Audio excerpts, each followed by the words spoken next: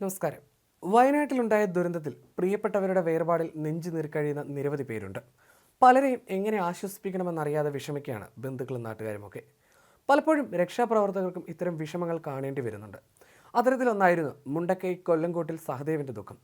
ഉരുൾപൊട്ടൽ ദുരന്തത്തിൽ സഹദേവിൻ്റെ തറവാട്ട് വീട്ടിലും സമീപത്തെ സഹോദരൻ്റെ വീട്ടിലുമായി 5 പേരാണ് ഉരുൾപൊട്ടലിൽപ്പെട്ടത്. തറവാട്ട് വീട്ടിലെത്തിയ സഹദേവൻ രക്ഷാപ്രവർത്തകരെത്തും മുൻപ് തന്നെ തിരച്ചിൽ ആരംഭിച്ചിരുന്നു. പിന്നീട് രക്ഷാപ്രവർത്തകർ എത്തിയപ്പോൾ അവർക്കൊപ്പം കൂടുകയായിരുന്നു. അതിലൊരാൾക്ക് ഒരു വിവാഹ ആൽബം ലഭിച്ചു. അതിൽ തന്നെ ഉണ്ടായിരുന്നു സഹദേവിന് നഷ്ടപ്പെട്ടവരുടെ ചിത്രങ്ങളൊക്കെയും. ഇതുകൂടാതെ ഒരു ഫയലും ലഭിച്ചു. ആ ഫയലിൽ ഭൂമിയുടെ കരമടച്ച രസീത് ഉൾപ്പെടെ ഉണ്ടായിരുന്നു.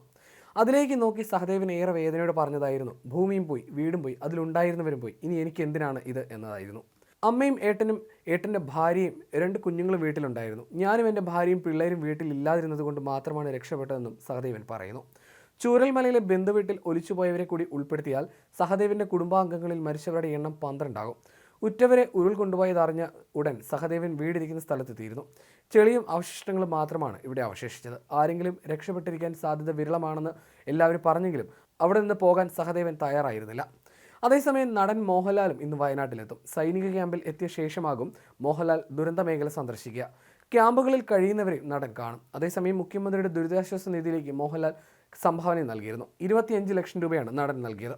2018-ലുണ്ടായ മഹാപ്രളയ സമയത്തും മുഖ്യമന്ത്രിയുടെ ദുരിതാശ്വാസ നിധിയിലേക്ക് മോഹൻലാൽ സംഭാവന നൽകിയിരുന്നു.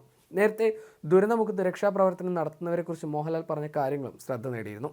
വയനാട് ജില്ലയിലെ മേപ്പാടിയിലെ മുണ്ടക്കൈ ദുരന്ത ഭൂമിയായിരിക്കുകയാണ്. രക്ഷാപ്രവർത്തനം 6 സോണുകളായി നടത്തുകയാണ്. കാണാമറയത്ത് ഇനിയും ഒരുപാട് പേരുണ്ട്. രക്ഷാപ്രവർത്തനം നടത്തുന്നവരെ സല്യൂട്ട് ചെയ്യുകയാണ്. ദുരന്തമുഖത്ത് ധീരതയോടെ അക്ഷീണം തങ്ങളുടെ പ്രവർത്തനങ്ങൾ നടത്തുന്ന നിസ്വാർത്ഥരായ സന്നദ്ധ പ്രവർത്തകർ, പോലീസുകാർ, ഫയർ ആൻഡ് റെസ്ക്യൂ, NDRF, സൈനികർ, സർക്കാർ ഉദ്യോഗസ്ഥർ തുടങ്ങി അക്ഷീണം പ്രയത്നിക്കുന്ന ഓരോ വ്യക്തിയും അഭിവാദ്യം ചെയ്യുന്നു. മുമ്പും നമ്മൾ വെല്ലുവിളികളെ നേരിട്ടിട്ടുണ്ട്, കൂടുതൽ ശക്തരാകുകയും ചെയ്തിട്ടുണ്ട്. ദുഷ്കരമായ സമയത്ത് നമുക്കെല്ലാവർക്കും ഒറ്റക്കെട്ടായി നിൽക്കാനും ഐക്യത്തിൻ്റെ ശക്തി കാണിക്കാനും താൻ പ്രാർത്ഥിക്കുകയും ചെയ്യുന്നു എന്നായിരുന്നു മോഹൻലാൽ നേരത്തെ സോഷ്യൽ മീഡിയയിൽ കുറിച്ചത്. അതിനിടെ വയനാട് ദുരന്തവുമായി ബന്ധപ്പെട്ട് രക്ഷാദൗത്യം നടത്തുന്നവർക്കും വിവിധ സേനകൾക്കുമായി സന്നദ്ധ സംഘടനകളും വ്യക്തികളും കൊണ്ടുവരുന്ന ഭക്ഷണം ചൂരൽമല നീൽക്കാപ്പ് സെന്റ് മേരീസ് ചർച്ചിന് സമീപം സജ്ജീകരിച്ചിരിക്കുന്ന ഫുഡ് കളക്ഷൻ സെന്ററിൽ ഏൽപ്പിക്കണമെന്ന് ജില്ലാ കളക്ടർ DR മേഘശ്രീ അറിയിച്ചു. ദുരന്ത പ്രദേശം ഉൾപ്പെടുന്ന വിവിധ സോണുകളിലേക്ക് നേരിട്ട് ഭക്ഷണം എത്തിക്കാൻ ആരും ശ്രമിക്കരുത്. അപകട സാധ്യത നിലനിൽക്കുന്ന സാഹചര്യത്തിലാണ് ഈ ഒരു നിയന്ത്രണം. രക്ഷാപ്രവർത്തനങ്ങൾ നടത്തുന്നവർക്കും ബോട്ട്സുകൾക്കുള്ള ഭക്ഷണം മേപ്പാടിയിലെ പൊതുവായ കിച്ചണിലാണ് ക്രമീകരിച്ചിരിക്കുന്നത്. അവിടെ നിന്നും ജില്ലാ ഫുഡ് സേഫ്റ്റി ഓഫീസറുടെ നേതൃത്വത്തിൽ ചൂരൽമലയിൽ ഒരുക്കിയിട്ടുള്ള ഫുഡ് സെന്ററിലെത്തിക്കും. ദുരിതാശ്വാസ പ്രവർത്തനങ്ങളിൽ ഏർപ്പെട്ടവർക്കുള്ള ഭക്ഷണ സാധനങ്ങൾ പ്രത്യേകം നിയോഗിച്ചിട്ടുള്ള ഫയർ ആൻഡ് സേഫ്റ്റി ഉദ്യോഗസ്ഥർ മുഖാന്തരമാണ് നൽകുക. അതിനിടെ മുണ്ടക്കയിൽ റഡാർ സിഗ്നൽ ലഭിച്ച സ്ഥലത്ത് 5 മണിക്കൂറോളം ഇന്നലെ തിരച്ചിൽ നടത്തിയിരുന്നെങ്കിലും മനുഷ്യജീവന്റെ സൂചന ലഭിച്ചില്ല. രാത്രി വൈകിയും തിരച്ചിൽ നടത്താൻ ദൗത്യസംഘം പൂർണ്ണ മനസ്സോടെ ഇറങ്ങിയെങ്കിലും ഒന്നും കണ്ടെത്താൻ കഴിഞ്ഞില്ല. രാത്രി ഫ്ലഡ് ലൈറ്റ് എത്തിച്ചാണ് പരിശോധന നടത്തിയത്. ഇതോടെ ഇന്നലത്തെ തിരച്ചിൽ ദൗത്യസംഘം അവസാനിപ്പിക്കുകയായിരുന്നു. അതിനിടയിൽ ഉരുൾപൊട്ടലിൽ മരിച്ചവരുടെ എണ്ണം 338 ഉയരുകയും ചെയ്തു. തെർമൽ സ്കാനറിൽ നടത്തിയ പരിശോധനയിൽ സിഗ്നൽ ലഭിച്ചതോടെയാണ് ദൗത്യസംഘം രക്ഷാപ്രവർത്തനം ഊർജിതമാക്കിയത്.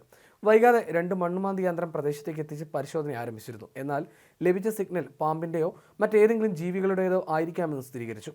മനുഷ്യജീവൻ കെട്ടിടത്തിന് താഴെ ഇല്ല എന്നാണ് ദൗത്യസംഘം അറിയിച്ചത്.